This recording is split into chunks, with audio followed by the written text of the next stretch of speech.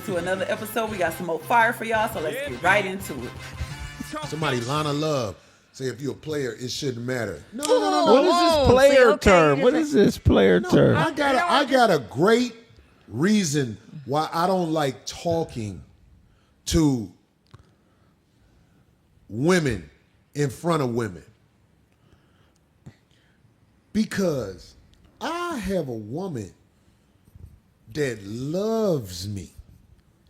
And when a bitch, raggedy bitch, hear my woman talk to me, they become so frustrated and mad because they know somebody really love him. So I don't want to give women the pleasure of hearing the queen speak. I don't want you to hear what it sounds like to be loved. You're not here for that. You're here for your purpose. And your purpose is to clean your hair up when I'm done with you.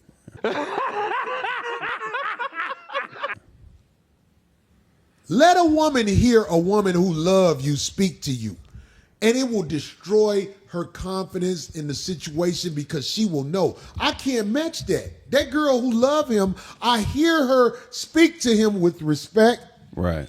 I hear her talk to him in a way where he's not just some sucker. Most of these bitches, you'll be like, hey, how you doing today? Why you care? Kiss my entire ass. And you tolerate it because you be like, that's what this bitch is for. This bitch is not for building with. So when you be like, oh, you a player, why this? I talk to you in front of bitches that don't matter. I done put bitches on the phone together.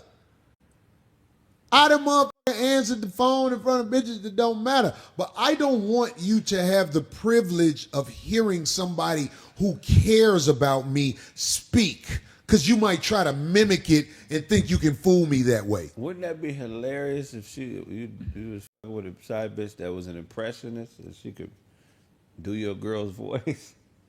You be thinking of the craziest That stuff. would be some wild shit if you was dating an impressionist bitch and she could do like an impression of your girl, like convincing enough where you would think it was She her got on the phone. voices down? Yeah, the voices. See She the just craziest stuff. causing havoc in the streets, you know.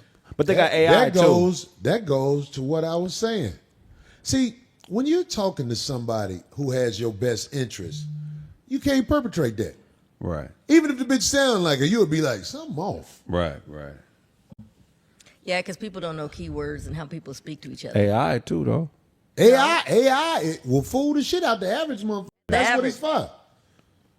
AI, I be talking to phones and I be like, I never answer the phone with phrases AI recognize. Right.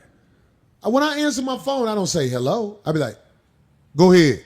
AI be like, we wasn't talk. What are we supposed to say when you say go ahead? That's Happy Kwanzaa. right. Phone starts. Pussy steak, hey? They be like, AI be like, what the fuck is happening?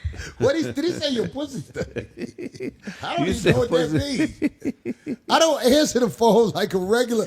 I'm not a regular guy. I'm different. I'm different. Yeah, I'm different. So you don't want to say it. That's a good. Just yeah. write it. Yeah.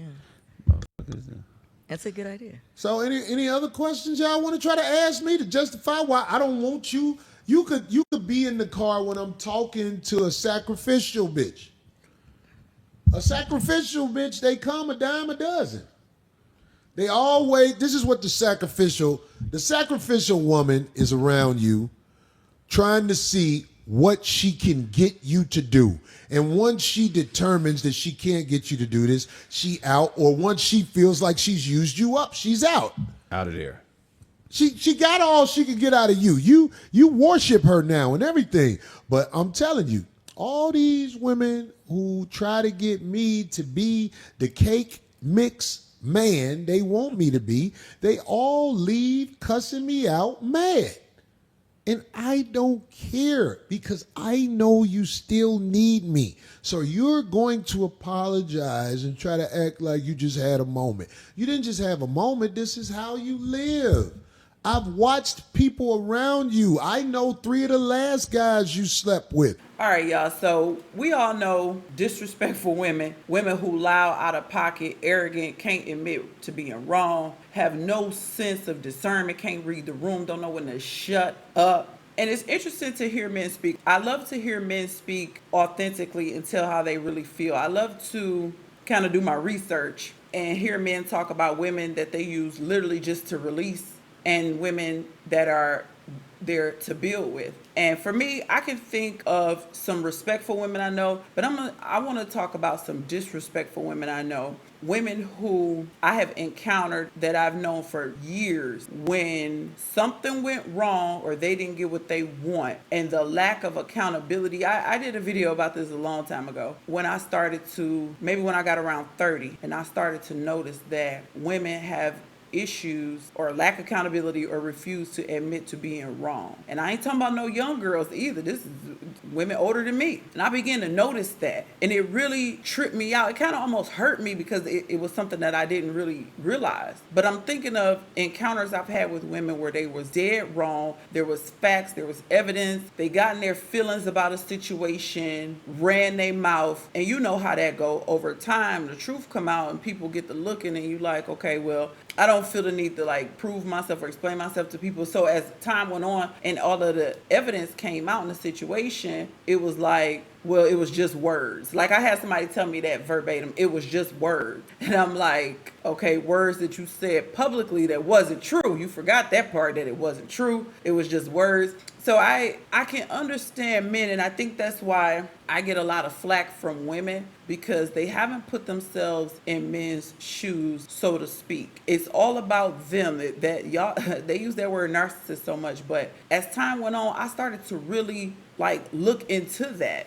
even within myself. Things that what transpired between me and my husband, I'm like, all you thinking about is you, what you want, how things ain't going your way. You cannot always think one-sided. And again, if you've ever watched me, I've been married for 20 years and I had to kind of learn and evolve, and my marriage got better when I stopped always thinking about myself and what pleased me and what I wanted. And so that same self-reflection and looking in the mirror that I started to do, I could start to see it in other women. You could see it like, okay, she mad about something and she go to social media and make these posts and these videos, and then when everything come out or as time go on, it wasn't what you said and what you put out there. But there is no go back, humble, I was wrong video.